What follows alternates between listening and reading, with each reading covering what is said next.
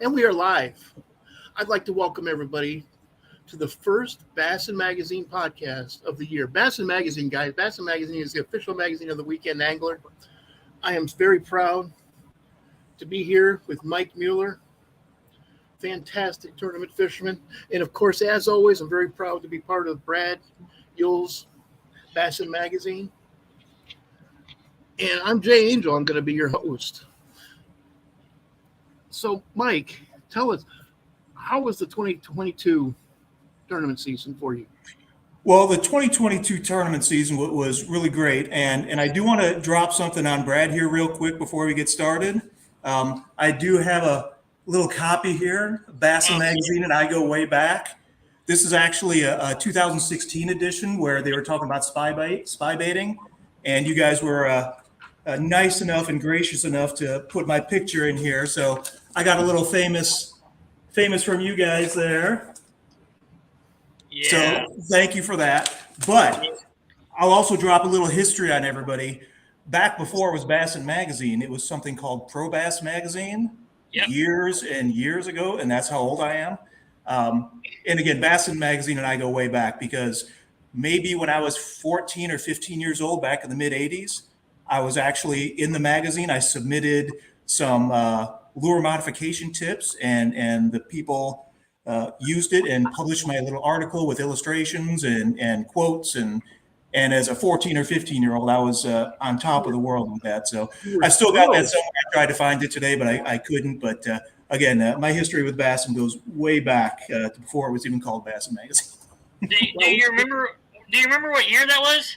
It had to be 85, 86, maybe.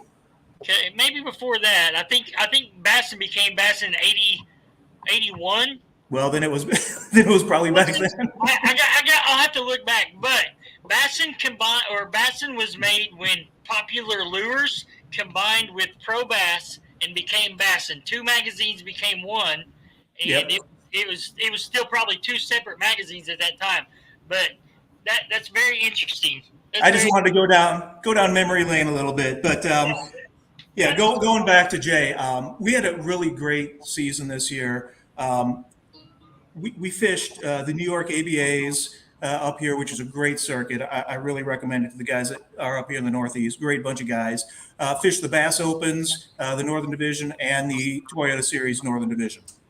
I was lucky enough to finish, I think, in the top 10 in the Northern or the New York Opens. I think I was like 39th or something in the Toyota Series, and wow. I did finish. I want to say I was like top 25 in the Bass Northern Opens. So I got a pretty good year. Unfortunately, in each of the circuits, I had one bad day, which will kill you. Yes. I zeroed on a lake that I'd never been on before, Lake Chautauqua up in New York. That was not fun, but I still finished in near the top 10.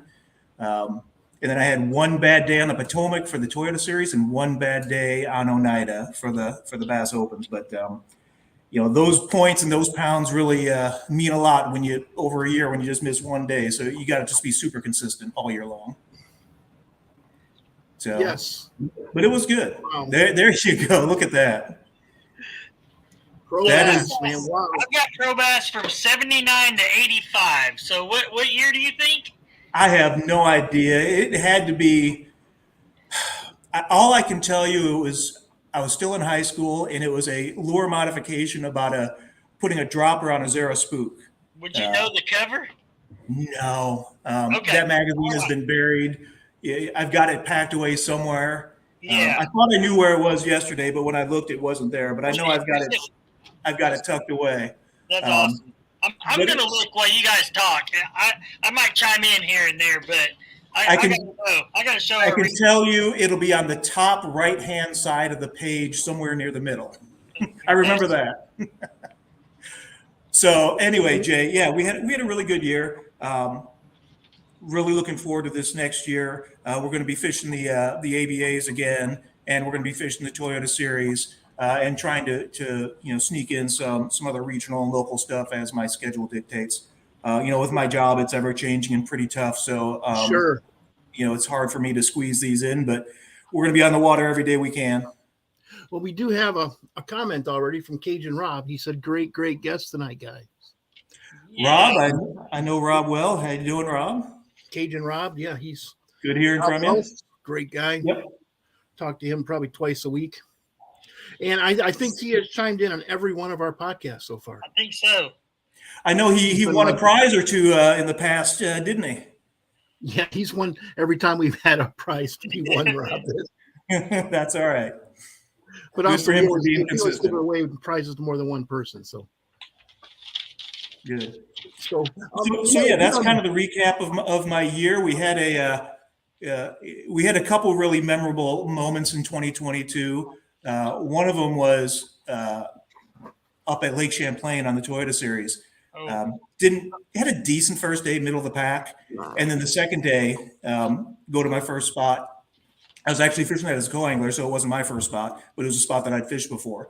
And we get there, and I'm throwing a topwater, and first 3 casts I caught fish, and then I think 5 of my first 7 casts I had 15 or 16 pounds. Wow. And my boater throwing the exact same thing in the exact same place, didn't catch it, didn't even get a bite. He must have been going nuts, huh? Oh yeah, it was interesting. I don't know why. I had a little bit smaller bait. Maybe that made a difference. But and I didn't have, mine was silent. It didn't have a knocker in it. Who knows? You never know with these fish. But then the second day of Oneida, fishing the Bassmaster Series, I drew out Mike Iaconelli, which was amazing. Great day, great time, amazing guy. Just as excitable on the boat as he is on TV. Really? Oh yeah, I was wondering if that was real. So the first fish he caught, he set the hook and ran all the way to the back of the boat and almost knocked me in the water. Almost I didn't get out of the way. Yeah. So then Mike and I, we talk a little bit and kind of have become friends. And he invited me to come practice with him a few times. I spent a couple of days on the Chesapeake Bay with him, pre-fishing the tournament. He gave me a couple of hints that helped me out. So really, really great for him. Great guy. Just as genuine as can be. So those were a couple of highlights of 2022. Fishing with Mike Iaconelli would definitely be a highlight for me too. And the great thing about him is that, he fished his water, he was fishing his way, but we were in a position that allowed us to both catch fish. We were kind of on a drop off, and he was fishing the drop off for largemouth, and I was fishing a little bit deeper flat with a topwater for smallmouth. And I actually had a quick limit. He had a good limit. And we weren't competing for each other's fish. He was fishing his stuff. I was fishing completely different for mine. And I know out of the back of the boat in these big events, so many guys try to compete with their boater up front, but you're not going to be able to compete with Mike Iaconelli. So you just got to know that going in. So you got to find. I was given some very good advice about the third event I ever fished as a co-angler, and the guy said, "You fish your own event. You fish how you have confidence," which is what we like to talk about here on the Bassin Magazine podcast. Is confidence. And this time of the year, Mike, this time of the year, I mean, of course, it's different down here in Baton Rouge, and it's different over there in Oklahoma where Brad lives. It's different where you live. But let's talk early seasons, pre-spawn, when the fish are just starting to move, water temperatures in the 40s, ice out for you. Yep. Right. Yeah. First thing I'm grabbing, obviously, and I think most guys know this, I'm going to be throwing a jerkbait. Yes. As soon as you get that ice out, I've actually been on tournaments where we're there like the night before the ice is clearing, and you can go out and catch them. One of my favorite jerkbait stories is I fished a tournament up in Maine, a lake I'd never been to before, called Great Pond. And literally 2 days before, they didn't know if they were going to have the tournament or not because the ice was still there. So we made the drive up there. 2 days later, warmed up enough, broke through a little ice, got out to the main lake. Never been there before. Just pulled up to a bluff bank, got out a jerkbait, and caught probably 50 fish all day, all smallmouth, weighed in about 23 pounds, finished third, even with 23 pounds, finished third. But again, that ice out, pre-50 degree, for me, it's almost always going to be a jerkbait in my hand. And of course, my favorite is the duo. I fish the 110s and the 120s pretty much religiously. Those are just great baits, huge confidence baits for me. Duo Realis has got tons of great product, and just the R&D that they do and that David Swenside does. It's so meticulous and so specific. It's just, my opinion, just far and away better than anything I've ever fished. I'd like to show this. You can't show that. That's a secret. I don't know if you guys can see that, but that was actually signed. David Swenside sent this to me. It was signed by Aaron Martins. And I mean, just if you can listen to that, they have chambers in there where these BBs are in there and they go back and forth. And it's pink. Pink is, you're right. Pink is a color I don't like to talk about. Well, I think a lot of people that follow me, they see me on the water. They know that for smallmouth, I'm throwing pink. I've had a lot of guys try to buy a lot of pink off of me. That it's not very easy to come by. I actually had one of my dealers down in Texas came across a bunch of spy baits, which I love throwing, and he had about a dozen pink, and I bought every one of them. Hey, I've got one too. I've got pink jerkbait here too, but it's not signed like yours is. So, well, I didn't want to use it. Then David told me, that Aaron would be offended if you didn't. Yeah, but that's pretty special. Something you got there. Yeah. So maybe you use it once, a ceremonial cast, and then you put it up. I'll send you a regular one, and I'll take that one.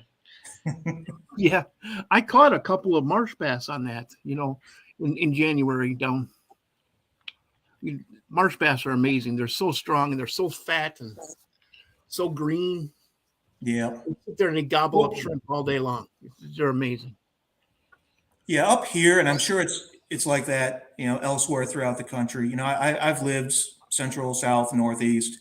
But anytime it's cold weather, especially with the jerkbait, it's really all about the like you said, the confidence and then the cadence. And it may seem cliche, but you got to let the bass tell you what they want. You got to try a bunch of different depths, a bunch of different retrieves. I mean, not only within the retrieve itself, but then you've got some neutral buoyant jerkbaits. You've got some that float up, nose up, and then you got some that sink nose down. And every fish in every situation, you just got to try to find that combination. Usually for me, it's a jerk, long pause, two jerks, long pause. And so many times I hit it during the pause when it's just sitting there floating in their face or just slowly sinking. But definitely slow is the key. Start out super slow, change your cadence until you can catch some fish and figure out what the fish are telling you they want to do. I generally will fish it on 10-pound line, especially earlier in the year. Just try to, that's more than enough, especially where I'm at in the open water, fishing for smallmouth. You're not going to have a lot of obstructions. You can get away with that 10-pound line. I fish Seagar exclusively, the fluorocarbon. Obviously it's, near invisible when it goes under the water. So that's important. But as important as that is, you still have no idea what the fish are going to do. 2 years ago, I was fishing just a little buddy tournament up in Rhode Island when I lived up in Boston. There was still ice on the water. We broke through. Fish slow all day, slow, painful, as slow as you could go. Never caught any fish. And I was actually, near the end of the day, I was showing the guy that I was with how I fish the jerk baits in the summertime for smallmouth, which is just nonstop jerk, jerk, jerk, jerk, jerk, jerk, as fast as you can. So I was showing him how I was doing that, and I caught a fish in 39-degree water. And it was the first fish we caught all day. And I'm like, well, that's just ridiculous. So I'm like, what are the odds of that happening again? So I threw out again, did the exact same thing, jerked it in as hard as I could, caught another fish. Wow. So completely opposite of what you would think you'd need to do in 39-degree water. But for some reason, those fish, that's what they wanted. Well, if you watched Hank Cherry fishing on the Bassmaster Classic on Guntersville, that's what he was doing. Yeah. And he was fishing exactly where I would have been fishing, just hammering those riprap shorelines.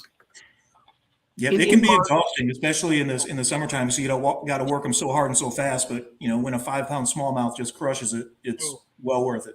Right. I mean, I just could not believe it when I'm sitting there watching him and he's catching fish in March on Guntersville. So, you're probably talking 45, 50-degree water temperatures. And he's burning that. Yeah. You Well, just got to figure out what they want. And once you can, unlock that puzzle, it can be pretty fun. and since he won the tournament, I wasn't going to argue with him, No, he's okay. He did pretty good there. I'm a horrible jerkbait fisherman. I'll tie it on right conditions. I'm just horrible. I'll let it sit for 30 minutes and jerk it. I'll let it sit for half a second and jerk it. I'll fish it all day long. Yeah, what's interesting now is, I would normally put it away once the water got to 50, and then I'd pick it up again, once the water is in the 70s, fishing for smallmouth. But with all this forward-facing sonar stuff, you're seeing guys use it year-round. I mean, they're targeting fish offshore that have never seen it before. And for those guys, I know some guys love it, some guys hate it. I happen to have it on my unit, and I've got a whole Lowrance set up on this boat here. But with that active target, just seeing the fish out there and seeing them react, so many guys think that it's just about catching fish, but really that system is more about learning how the fish react to your baits so that you can make adjustments to then catch them. Because you can just sit there and watch how they're reacting to your retrieve, how they're reacting to color changes of your lures, and then when you can finally see what they're doing and how they're reacting positively, that's when you can really dial it in. I think the forward-facing sonar is another tool in our arsenal. Yeah, I think a lot of guys put too much confidence in it, and they spend too much time on it. But also, I'm not saying I don't do that because of course I do. Yeah. And I still love beating the bank too and flipping a jig. So like you said, it's a tool, and when it's needed, it's there. But there's still plenty of other places to fish. I just read an article. Go ahead. Guys our age, we spent 98% of our fishing careers figuring it out without forward-facing sonar. We know how to fish without it. It's just another tool to us. A lot of these people that just started fishing, that's all they know. And I think they'd have a hard time if they didn't have it all of a sudden. Well, and a lot of them can't flip a jig into a 1-inch hole upside a dock either. Right. We're skipping underneath and hit that hole. Yeah. Jay and I talked about, I can read shad and depth and on a flasher. Kids now, they don't know what a flasher is. What's that? No. The old green box. That also said Lowrance. Yeah. Mike was talking about. That made a very distinctive noise that I just loved to hear when I was in grade school. Yay. Yeah, and then I still I'm of the age where I remember when the paper graphs first came out and the whole uproar that was going on with that, and how that was cheating. Yeah, that was the end of fishing. The fish stock's going to be depleted, and doom and gloom, global warming. Oh my God. Yeah.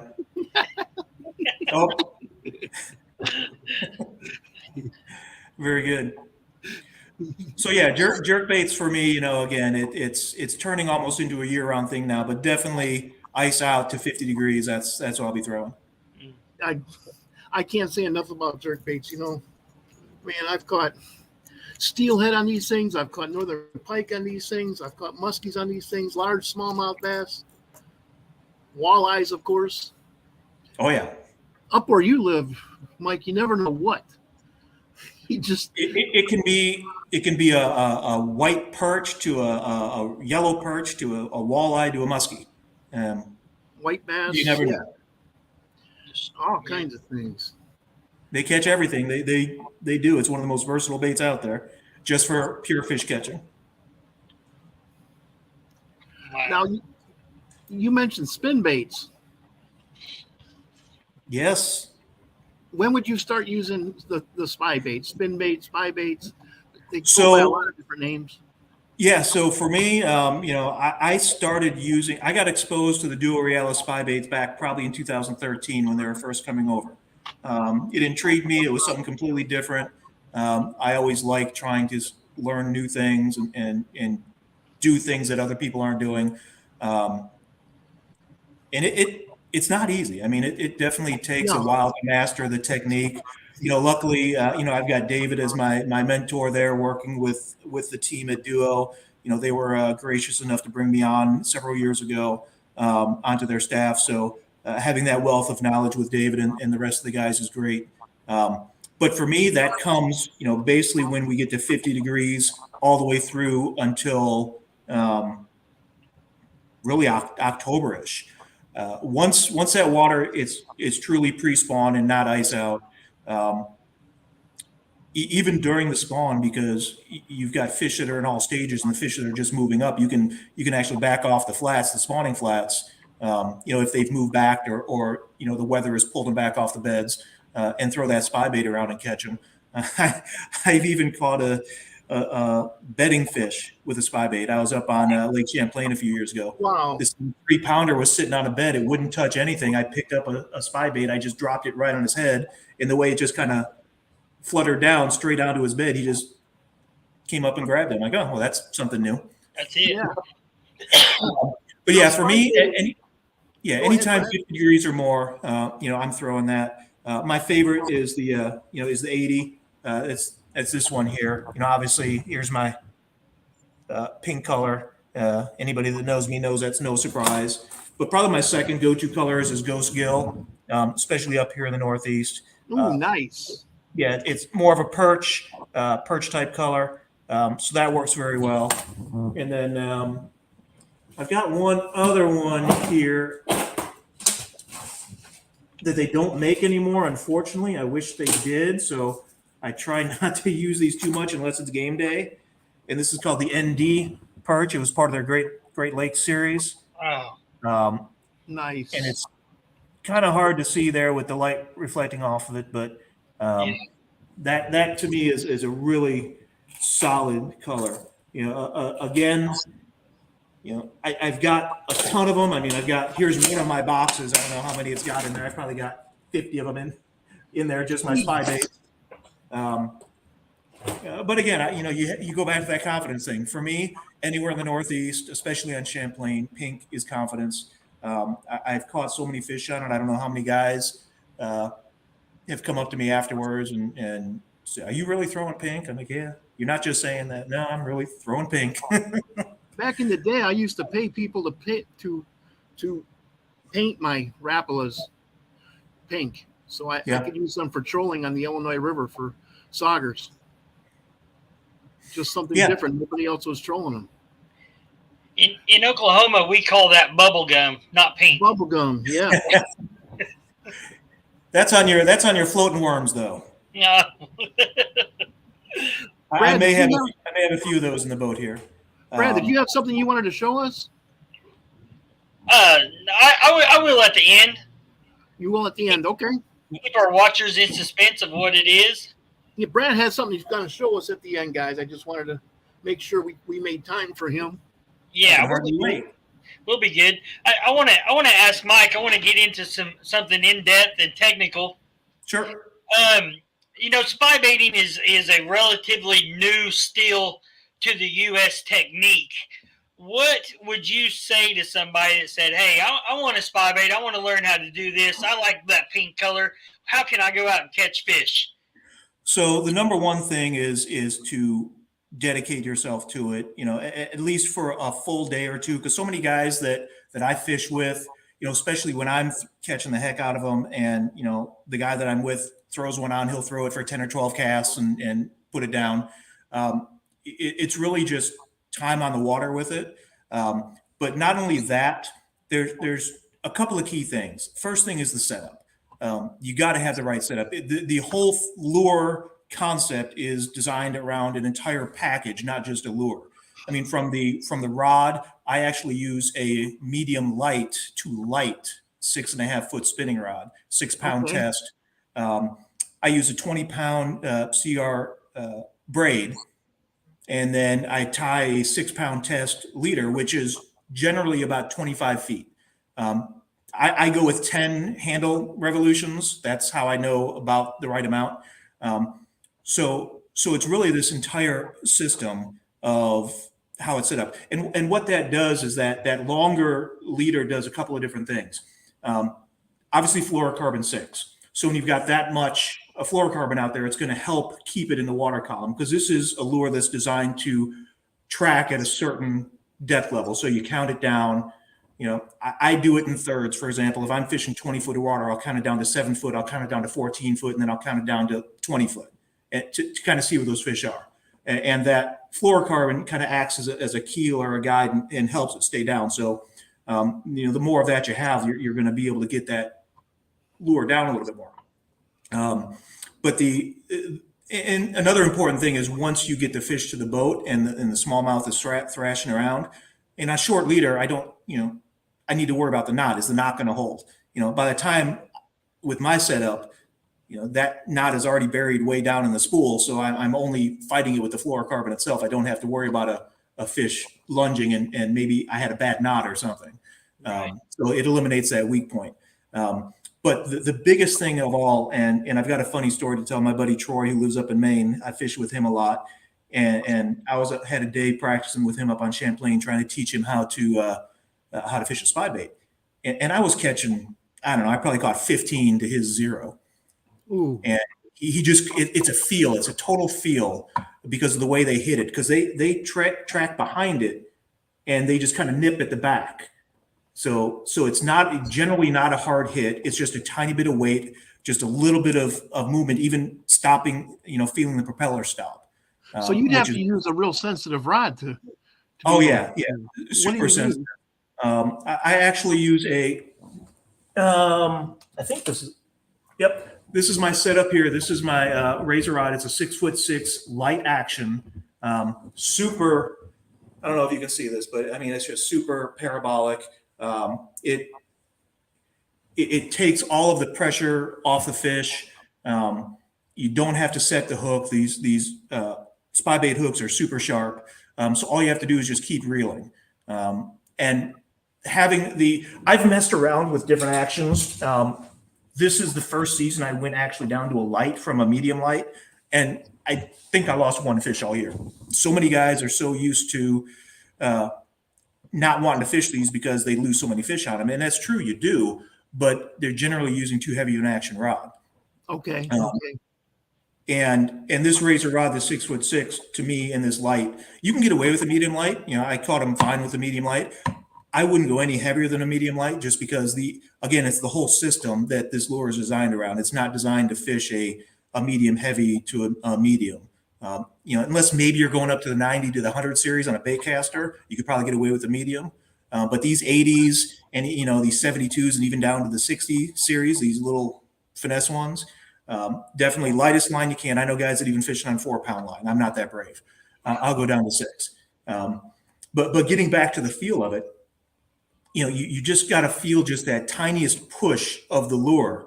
And my buddy Troy, I was catching all these fish, and he turned to me and he's like, I just don't get it. I'm just not feeling anything. And as he's turning and talking to me, about a 3-pounder jumps in front of the boat. And he turned around real quick and goes, "What was that?" And I said, "That was a fish throwing your spy bait. You had it on the whole time. You didn't even know it." Wow. Again, because it's such a subtle bite, and that's why people get so frustrated with it. But it is super. I mean, it's so deadly in the right conditions. I had a tournament 2 years ago where I only had like one fish in the last 20 minutes, and I found a spot, and I started throwing spy baits on a deep weed line, about 17 foot, and I ended up weighing in 17 pounds in the last half hour. But it's going back to Brad's comment, ton of patience. Go online, go to spybaiting.com, look at the videos that David has out there. We've got a whole website dedicated to it. He explains it 1,000 times better than I could. He invented this. He brought it over from Japan. Spy baiting is his baby. I thank him every day, every fish I catch on it, because it's such a fun technique. But again, pair that with the razor rods. I've got the new Lew's Hyper Mag here, which is a great spinning reel. Yep. Great having them on board. I love their stuff. I've been with them about 10 years.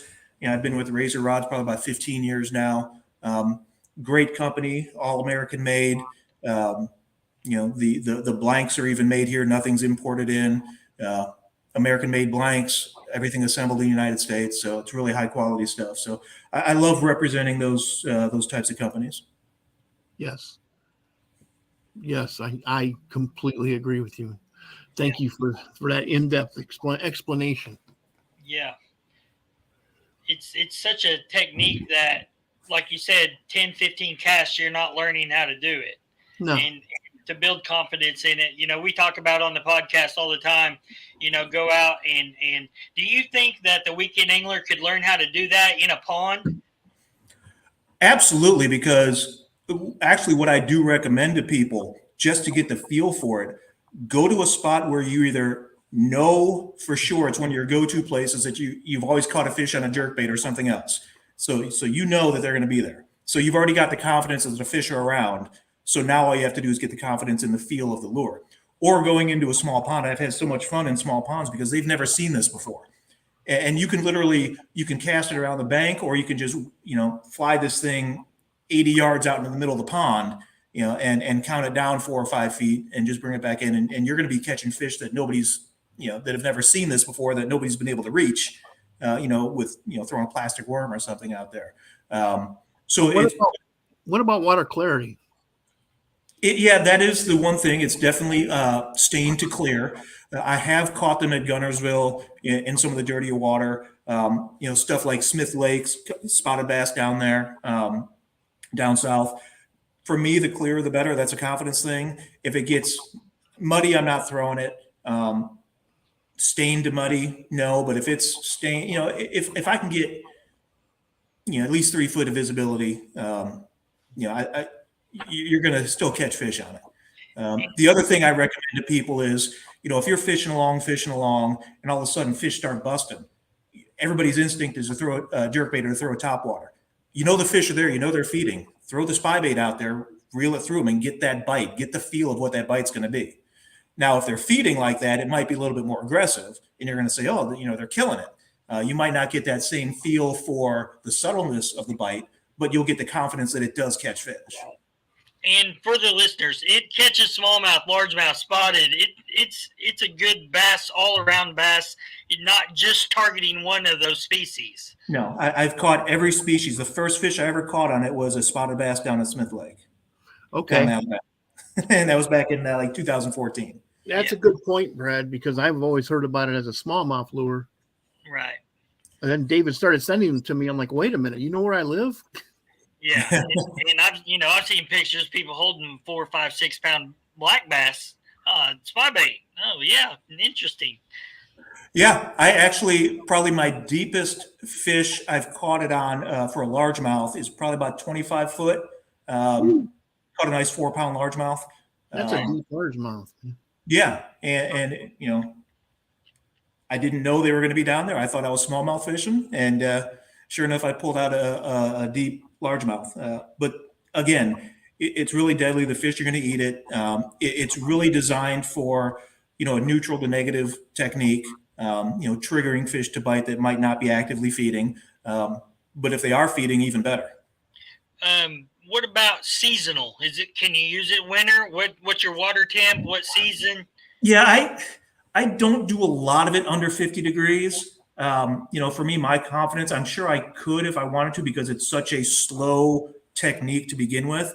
That's another thing I didn't mention with this whole presentation. The slower, the better.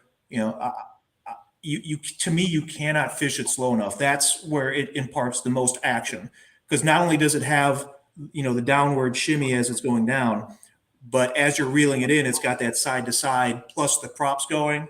And if you reel it in too fast, you're almost going to be just dragging a stick, because you're not doing it slow enough to get that water deflection off of each side of the lure to get it wobbling at its peak, performance. So slower the better. I've seen guys. I've been, doing 1 cast to some guys 3 casts, in the same spot.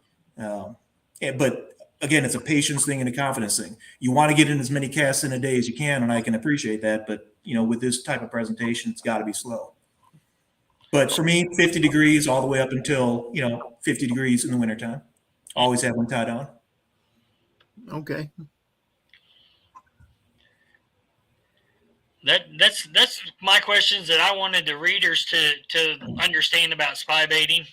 So I appreciate you going in depth on that. Sure. And I do have, we talk about jerk baits and stuff too. here's one of my setups that I've already got tied down. I had this out a couple of weeks ago. This is my duo jerk bait, but I've also got this new Max Series reel, or this rod, the Razor Rod Max Series. This is their top of the line stuff that they've got. It's super lightweight, super high modulus. So I've got a luge paired with it. The walls on this are so thin because of the high modulus graphite. It just makes it's the lightest rod I've ever had. And this is a 7-foot medium for my jerkbait rod. But it's just beautiful. Yes. And it catches fish too. What pound test are you throwing on that? This one, I've got 10-pound test on this one. Okay. But yeah, the whole Razor series, we've got stuff from entry level all the way up to the Max, which is comparable to the Loomis style. That's what we feel our competition is on the high end is Loomis. But we've got 4 different entry points from a price standpoint. Anywhere from that entry level to the Edge series to the Platinum series up to the Max. So there's something for everybody's price point. There's a rod, there's an action. There's just so many different combinations that we've got. You're going to find something that you like, and you'll find it in a price point that you want. Good deal. And what's the website for that for the readers and listeners? That's razorrods.com, razorrodz.com. Awesome. Good. Mike, do you want to throw anything else out there for the readers and listeners? Well, I would just tell everybody to, stay out on the water, have a great time. Fishing is, supposed to be relaxing. It's supposed to be fun. I know that sometimes it can get frustrating, but, I tell you what, once I realized years ago that I wasn't going to become a full-time professional bass fisherman, and I just learned to enjoy it, I became so much better. Right. I still get amped up. I still get excited. I still expect to win every tournament I enter. That obviously doesn't happen, but that's the mindset you've got to have. But go have fun. I mean, get kids out there, teach kids, bring kids out there, be a boat captain. See kids sitting at the dock, give them a lure. We all have plenty of lures. We got boat full of them. You're going to make that kid's day. Hand them a jerkbait, hand them a pack of worms. Teach them something. We've got to get these kids back on the water. We've got a whole generation, that are missing out on this. And that's why I love working with the college kids, especially the high school kids. I've done a lot of seminars at schools, just trying to get kids interested and piquing their interest. And I love what everybody's doing, that the bass is going all the way down to the high school level. I wish when I was in high school. Those high school bass tournaments, you might have 400 boats. Yep. Back in the 80s when I was in high school, I was an athlete and I played all the sports, but I was also president of the fishing club, which meant I was, kind of dorky too. But yeah, again, the passion ran deep, and I just wanted to share that with people and, try to get as many people doing this, as we can, and that's why we've got to really focus on the kids and the development and just take a kid fishing. I mean, it's so easy to do, and they're going to love it. Oh yeah. Make their day for sure. Yeah. Well, okay. Do you have any shout outs you wanted to do, Mike? Yeah, obviously Razor Rods, Duo Realis, those guys have been so good to me over the years. Luz has been amazing. The team with Luz, like I said, I've been associated with them about 10 years now. And to me, they just keep outdoing themselves with the reels they keep coming up with. So I really love those guys. A lot of my other sponsors, Crank Wraps is a pretty cool company that I deal with. If you hadn't heard about them, they're basically a vinyl wrap for your lures. So you can have instead of doing stuff hand painted, you can actually have, the physical look of a bluegill with bluegill scales. Let me see if I've got any. I don't have any handy. Oh, you know what? I do. Hold on. I see one. Give me 1 second. Hey, that's a podcast from a bass boat, guys. That's what that is right there. Yeah. I didn't realize that until just now. Yeah, that's a podcast from a bass boat. Oh yeah, this is where I spend most of my time. But anyway, here's one of my favorite colors. This is just basically a vinyl wrap. Let me get it out of the package here. So you can take these and peel off these stickers. I'm trying to get a good angle here. There we go. And this is a yellow perch, which is a great color for up here. And all you can do is just take it on any jerkbait. You just peel it off and stick it on. And it comes in a ton of different colors, a ton of different patterns. You know, you can see here, they basically take photorealistic images of bait fish and put them on vinyl, and they're cut specifically. You know, this one is for a, it says on the bottom here in the corner, you know, for an RC 110 and a Megabass 110. So each one is cut specifically for the lure type that you're using, so it's going to fit perfectly. So again, a lot of great companies I'm associated with. G2 Gemini does all my apparel. Seagar, talked to them earlier. You know, they've been taking care of me with my line for several years. So I can't do it without those guys. You know, they really help me out and really appreciate all they do for me. Well, Jane, I appreciate you coming on the podcast. Yes. I know the readers will, and the subscribers of the podcast and will too. You know, if they can get on the water and catch a fish on spy baiting and jerk baiting, then that's good. So I appreciate it. Yeah, it's fun. It's definitely a blast when you can get on them. And now I'm just curious to see what your surprise is. My surprise is the Monster Bass box that comes in the mail, and I did cheat already and opened it because it came over the holiday. So I wanted to see because I'm nosy, but you know, it has good tips in it for everybody. It's the book this week or this month is the fall to winter transition. Sure. And as the lakes shift and flip and stuff like that, it goes over everything that's going to be in the box. So I'm just going to go over with it real fast. The Lunker Hunt Finesse Worm, which is the Ned rig, package of 3 with a hook and a head already in one of them. Okay. Bruiser Baits, kind of a shallow water ghost shad crankbait. My glare is really bad, so Yeah. that's our technical difficulty for the day. I'll take it. Vicious Fishing makes baits too. People think that it's just line, but this is a lipless Delta Craw, and it's got a wide head on it. If you guys can see that. Yes. I like the way that those throw because it does disperse a lot of water. Bait Labs. This is upside down. It's a crankbait, jerkbait style, small. There's their label. The Fry Shad is what this is called. The Fry Shad. It has a little bitty lip on it, but it does move in the water because the lip isn't straight. It kind of curves out and meets like an old balsa bait lip would, and it adds to that wobble. Big Bite Baits, the Jerkbait. Yeah, this would be great for drop shot. I love this tail. It's got a split tail on it. There's the tail. I could have got them out since I opened the box for everybody. And, of course, every box needs a Z-Man. Yes. The black and blue goat. Black and blue, one of my favorite colors. Yeah. Spear point hooks. Nice. For those plastics. It has that lock zone in it. And I think to round off the box, because you're going to have some nice warm days during your winter fishing, there's nothing better than a 13 fishing Poppy Pop.